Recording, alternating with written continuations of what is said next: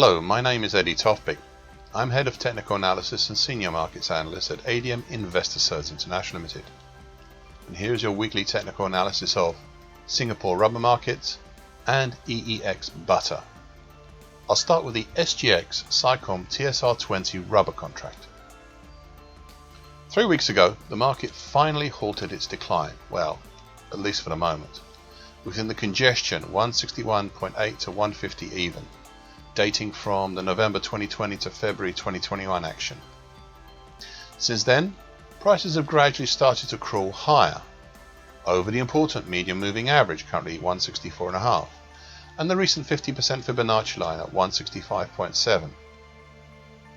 Prices reached a high last week, but with a market that still has on top the big 50% Fibonacci line of the 2017-2020 move at 176.6, the recent capping short-medium moving average, currently 170.8, and the very recent 50% Fibonacci line at 172.2, and all the overhang of ammunition sitting there from March between 172 even and 180.7. Well, it seems a big ask to try and push it higher through with the congestion below from November 2020 to February 2021 between 150 point even and 161.8.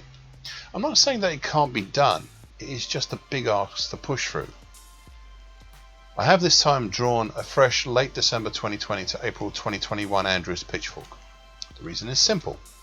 The lower time, currently 165.7, fits in well and can take the place of the recent uptrend, or a recent uptrend, until it doesn't work anymore. Overall, I'm again not as sure what pattern is building up, not yet sure at all. Hence, looking to the moving averages and this pitchfork may be the best short-term solution until a better view becomes clear. EEX butter.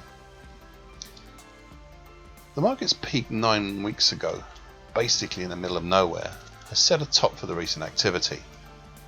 Above this we have the 61.8% absolute Fibonacci level at 42.85.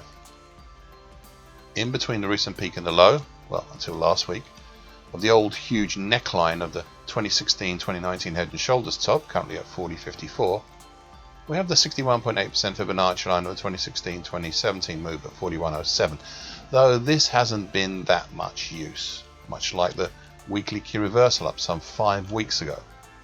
Anyway, it was towards this neckline that the market reverted after the high of 9 weeks ago, and we ended up staying just above for the most part until last week, when the market dropped down and tested the rising short-medium moving average, currently 40.29.